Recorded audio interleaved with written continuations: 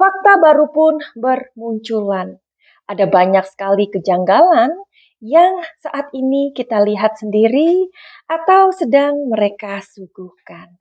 Polisi belum juga untuk bisa mengungkapkan kasus Rajapati ibu dan anak di Subang ini. Kenapa? Karena bukti akurat belum ditemukan. Buat kalian yang baru saja terdampar di channelku ini atau buat kalian yang udah terdampar berkali-kali, anybody home?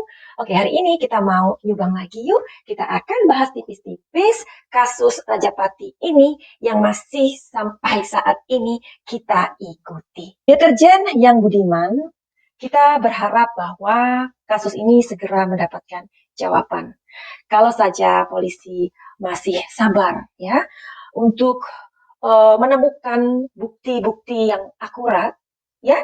Kalau sampai saat ini mereka masih gigih untuk bekerja melayani masyarakat, kenapa deterjen tidak bersabar?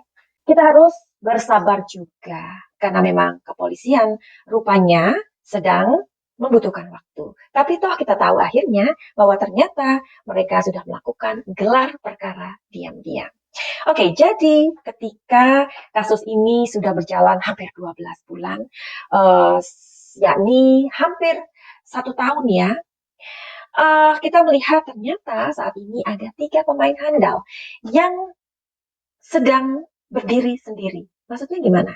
Iya dong, dulu kita tahu bahwa si Cupu dan si anak sulung mereka satu PH, ya kan?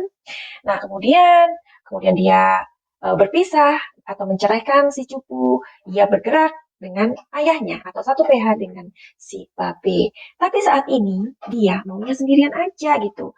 Jadi ini banyak sekali asumsi juga dari netizen atau deterjen. Mereka berpikir bahwa ya jelas lah ngapain pakai pengacara kalau dia merasa tidak bersalah. Padahal sedikit lagi kan ya, apalagi gelar perkara sudah dilakukan dengan diam-diam. Tetapi nggak begitu, Besti. Bukankah kalau nggak punya pengacara itu sebenarnya lebih repot, ya kan?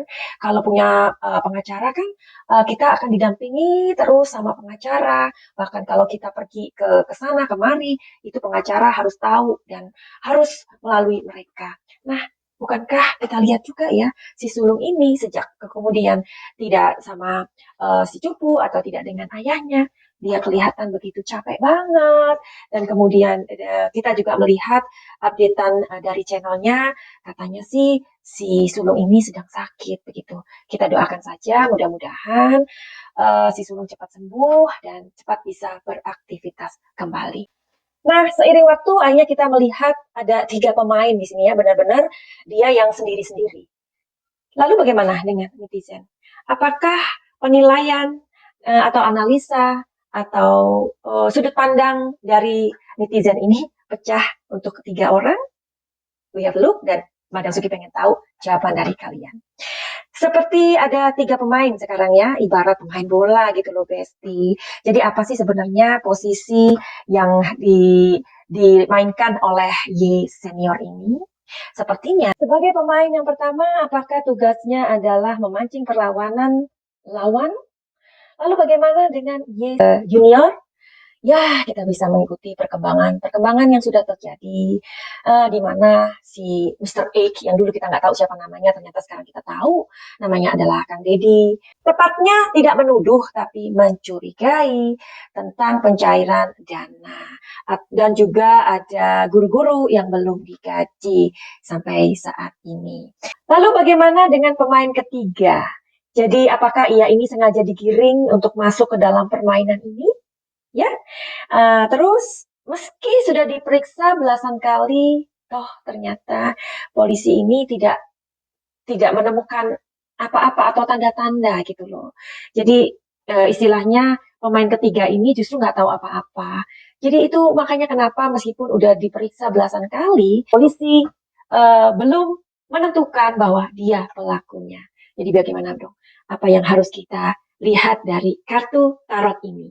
Dan buat kalian yang baru saja kesasar, supaya nggak salah paham lagi, entar berceloteh, kan nggak boleh, itu kan musyrik. Nah, itu kan nggak boleh ya percaya dengan kartu. Jadi kalian mesti tahu dulu, Kenapa Madam Suki melihatnya di kartu tarot? Karena tarot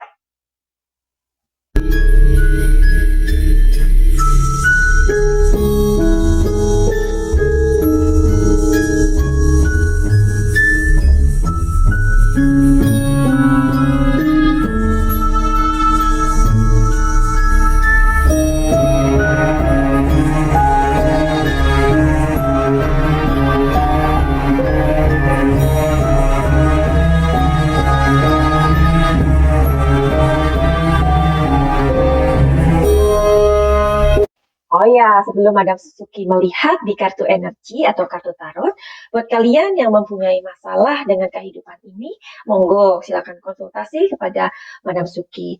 Ya, kita juga harus mengakui ya bahwa kehidupan yang kita jalani ini nggak selalu mulus.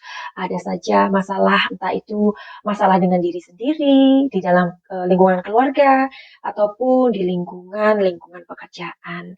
Jadi kita harus datang kepada orang yang tepat. Jadi, untuk datang ke Madam Suki bukan berarti kalian datang kepada dukun, tidak.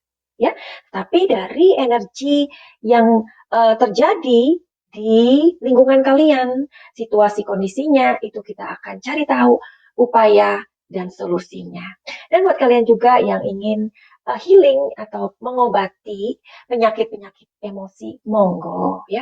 Karena ternyata penyakit emosi itu sangat sungguh berbahaya jika kita biarkan begitu aja. Karena dari penyakit emosi, dari gangguan-gangguan pikiran, itu dapat menyebabkan terjadinya tertutupnya pintu rezeki. Believe it or not.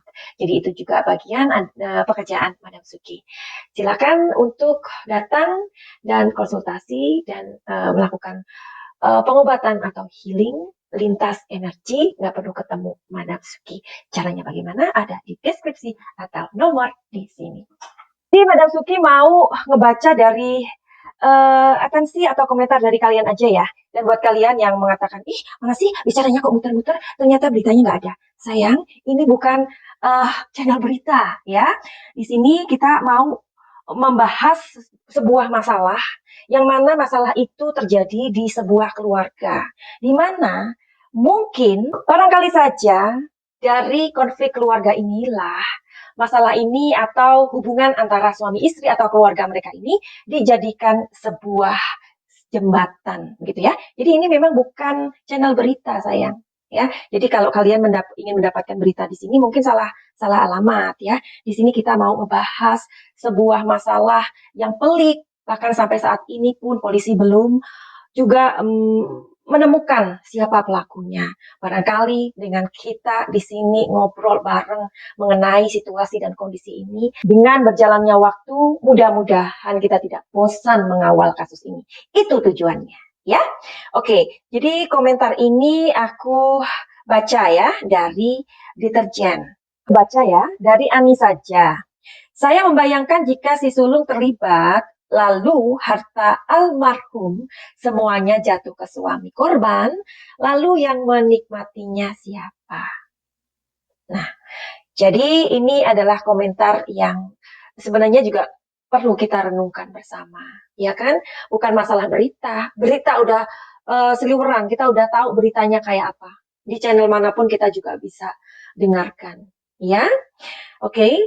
Nah, kalau ini yang dikatakan oleh Ani saja ini, terus Madam Suki juga punya pertanyaan seperti ini. Jika misalkan ya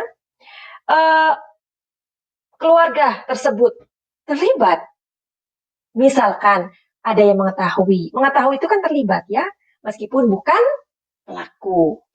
Misalkan keluarga ini ternyata mereka tahu tetapi menyembunyikan, mereka tentu akan mendapatkan pasal-pasal dong ya.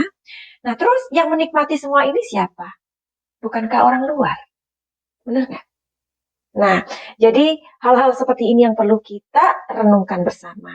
Terus dari Parlin Jega, si cupu ketika terdesak bisa saja berkata jujur berbeda dengan senior yang sudah pasti pintar berkelit. Tetapi pengakuan pertama si cupu ketika di BAP bisa jadi itulah kebenarannya. Ini sekarang dari Nani Yusuf. Pelaku sih nggak jauh-jauh dari keluarga atau lingkungan keluarga sendiri. Without any further ado, kita akan lihat energinya. Pelaku sih nggak jauh-jauh dari lingkungan keluarga sendiri. Oke, kita lihat energi dari kartu ini.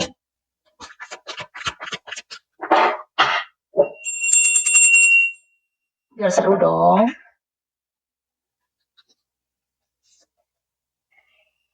Iya, di sini ada Knight of Wands. Jadi di sini maksud dari pelaku nggak jauh-jauh dari lingkungan keluarga seperti yang tadi Madam Suki katakan ya. Belum tentu pelakunya, tapi mungkin mengetahui.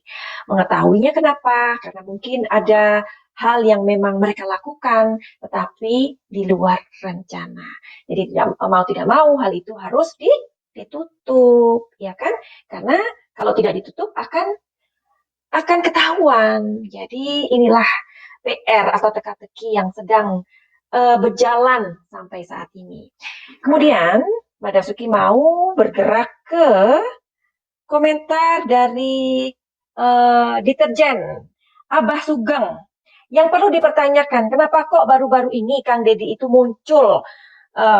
Kita harus hati-hati aja, bisa-bisa Kang Deddy ini mau mengaburkan kasus ini. Ya, kita anggap Kang Deddy orang bayaran. Kok ya pas mau diungkap Kang Deddy baru muncul. Saya nggak menuduh, tapi kita harus was-was aja. Gimana ini Kang Deddy?